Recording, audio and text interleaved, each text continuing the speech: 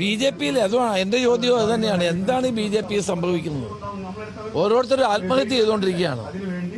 കഴിഞ്ഞ ദിവസമാണ് ഒരു ബാങ്കിൽ നിന്ന് ലോൺ എടുത്ത ഒരു വ്യക്തി ആത്മഹത്യ ചെയ്തു. BJP-യുടെ നേതാവ്, BJP നേതാക്കന്മാരുടെ പേരെഴുതി വെച്ചിട്ടാണ് അദ്ദേഹം ആത്മഹത്യ ചെയ്തത്. ഇന്നിപ്പോൾ സീറ്റ് കിട്ടാത്തതിന്റെ പേരിൽ മണൽ മാഫിയയാണ് BJP-യെ നയിക്കുന്നത് എന്ന മട്ടിലാണ് ഇപ്പോൾ അയാൾ എഴുതി വെച്ചിട്ട് ആത്മഹത്യ ചെയ്തത്. എന്താണ് ഈ BJP-യിൽ നടക്കുന്നത്? പുതിയ പ്രസിഡന്റ് വന്ന ശേഷം BJP-യിൽ നടക്കുന്ന അസാധാരണമായ സംഭവങ്ങളാണ്.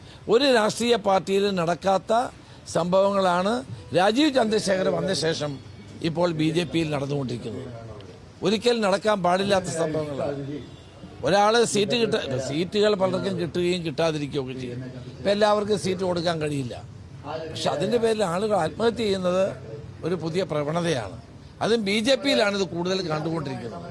അതെന്താണെന്ന് ഗൗരവമായി പരിശോധിക്കേണ്ട ഒരു കാര്യം തന്നെയാണ്.